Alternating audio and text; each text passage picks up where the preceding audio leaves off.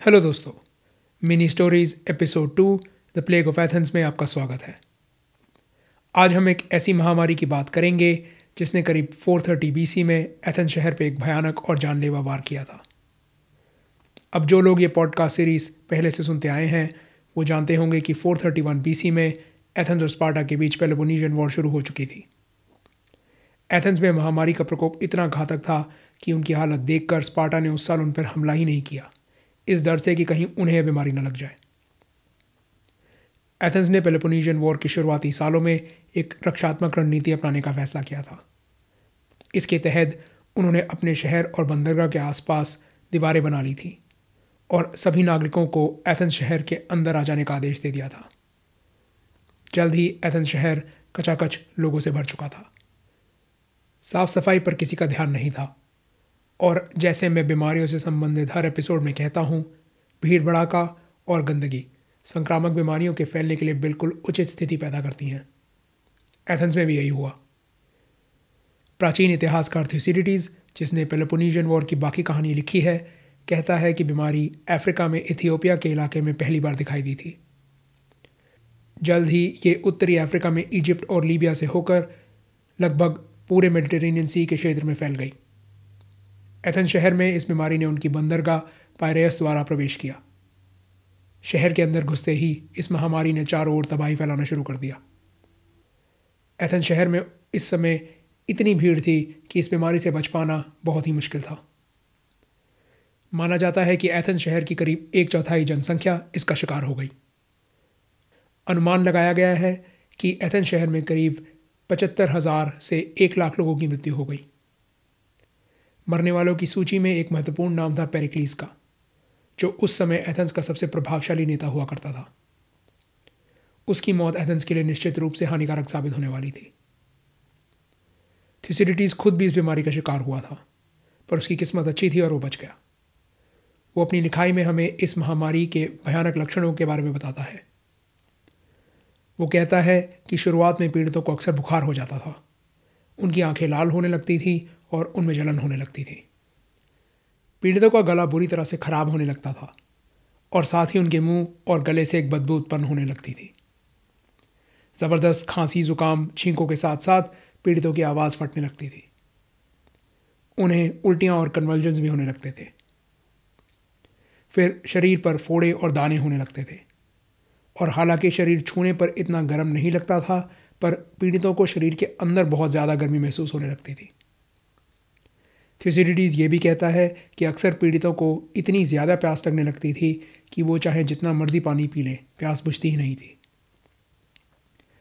साथ ही पीड़ितों को बेचैनी महसूस होती थी और वो अक्सर सो ही नहीं पाते थे। वो कहता है कि ज़्यादातर लोग 7 से 9 दिन के अंदर अंदर दम तोड़ देते थे। जो नहीं मरते थे उन्हें फिर दस्त या डायरिया हो जाता था, जो जानलेवा साबित होता था।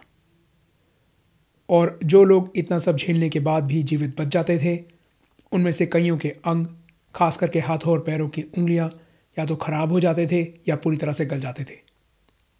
कुछों की तो दृष्टि और याददाश्त भी चली जाती थी। अब अक्सर इस तरह की खौफनाक और घातक महामारियों के फैलने से समाज में अराजकता फैल जाती है और एथेंस में भी ऐसा ही कुछ होने लगा। आम लोगों ने कानून और रीति रिवाजों की परवाह करना छोड़ दिया। उनके हिसाब से वो कभी भी मर सकते थे, तो वो कानून का पालन करें या ना करें, क्या फ़र्क पड़ने वाला था। लोगों ने अंधाधुंध पैसा उड़ाना भी शुरू कर दिया। यहाँ भी उन्हें लग रहा था कि वो कभी भी मर सकते थे, तो पैसा बचाकर रखने का क्या फ़ायदा होने वाला था। अब क्योंकि बीमारी काफ़ी संक्रामक थी, तो पीड़ितों के आसपास होना काफ़ी खतरनाक था। इसका परिणाम ये हुआ कि लोग पीड़ितों की देखभाल करने की बजाय उन्हें अकेले अपने हाल पर मरने के लिए छोड़ने लगे। इसे आप इंसानियत का अभाव कह सकते हैं या मौत का खौफ। अक्सर पीड़ितों की लाशों को ऐसे ही किसी कोने में सड़ने के लिए छोड़ दिया जाता था। कुछ लोग थोड़ी मेहनत कर लेते थे और किसी और के अंतिम संस्कार के लिए जमा की गई लकड़ियां चुरा लिया करते थे ताकि अपने बंदे का अंतिम संस्कार कर सकें। कुछ लोग तो ये भी नहीं करते थे और लाशों को किसी और की जलती चिता पर फेंक जाते थे। प्राचीन काल के ग्रीक लोग काफ़ी धार्मिक हुआ करते थे। वो मानते थे कि उनके देवी देवता असली तो थे ही, वो उनके रोज़ दराज के जीवन में दिलचस्पी भी लेते थे। ऐसे में एथेंस के निवासियों को शायद लगा होगा कि उनके देवी देवताओं ने उनका साथ छोड़ दिया था, क्योंकि ऐसा तो था नहीं कि जो लोग ज़्यादा धर्मनिष्ठ थे वो बीमारी का शिकार नहीं हो रहे थे। कईयों को तो शायद ये भी लगा होगा कि उनके देवी देवता उनसे इसलिए नाराज़ थे क्योंकि उन्होंने स्पार्टा के साथ युद्ध छेड़ दिया था और ये महामारी उनकी सज़ा थी। अब सवाल ये उठता है कि यह बीमारी आखिर थी क्या? इसका सीधा सीधा जवाब तो ये है कि फ़िलहाल हमें पता नहीं। अलग अलग समय पर अलग अलग इतिहासकारों और विशेषज्ञों ने अलग अलग बीमारियां आगे रखी हैं। इनमें शामिल हैं bubonic plague, typhus, measles, small pox, typhoid, Ebola या किसी और तरह का वायरल हेमोरेजिक फीवर। विशेषज्ञों के बीच फिलहाल पूरी सहमति नहीं है। यहाँ दो बातें याद रखने वाली हैं। पहली ये कि थ्यूसिडिटीज़ चिकित्सक नहीं था। हालांकि उसने बीमारी की जानकारी बड़ी बारीकी से लिख कर रखी है, ये ज़रूरी नहीं है कि यह जानकारी पूरी तरह से सही हो। ये भी हो सकता है कि यहाँ कई बीमारियाँ एक साथ फैल रही हों या फिर उसकी लिखाई के अनुवाद में कुछ रह गया हो। दूसरा ये कि बीमारियाँ और उनको जन्म देने वाले कीटाणु बदलते रहते हैं, तो ऐसा भी हो सकता है कि ये कोई ऐसी बीमारी थी जो आज हमारे बीच नहीं है। 1994-95 में ग्रीस में एक सामूहिक कब्र पाई गई थी जो थ्यूसिडिटीज़ की कहानी की पुष्टि करती हैं। विशेषज्ञों ने जब इस कब्र में पाए गए कंकालों की जांच करी तो उन्हें संकेत मिले कि शायद ये बीमारी टाइफॉइड हो सकती थी, पर अन्य विशेषज्ञों ने इस नतीजे पर असहमति जताई है और लगता तो यही है कि हम स्पष्ट रूप से ये शायद कभी नहीं जान पाएंगे कि प्लेग ऑफ एथेंस असल में क्या बीमारी थी।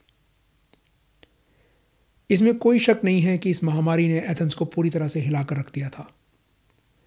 सामाजिक तौर पर एथेंस में कई बदलाव देखने को मिले।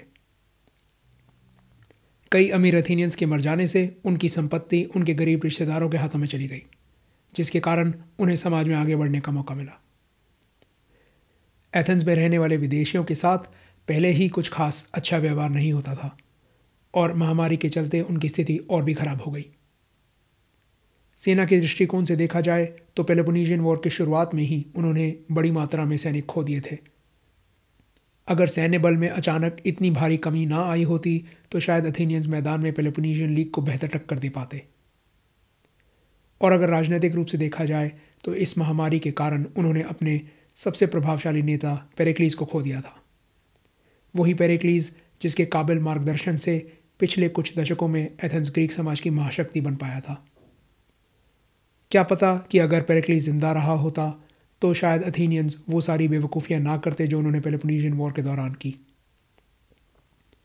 अब ये तो कोई नहीं कह सकता कि अगर प्लेग ऑफ एथेंस ना फैला होता तो एथेंस पेलोपोनेशियन वॉर जीत जाता, पर यह कहना भी गलत नहीं होगा कि वॉर का परिणाम और ग्रीक समाज का इतिहास अलग ज़रूर हो सकता था। ये थी द प्लेग ऑफ एथेंस की कहानी। उम्मीद है इसमें आपको कुछ नया सीखने को मिला।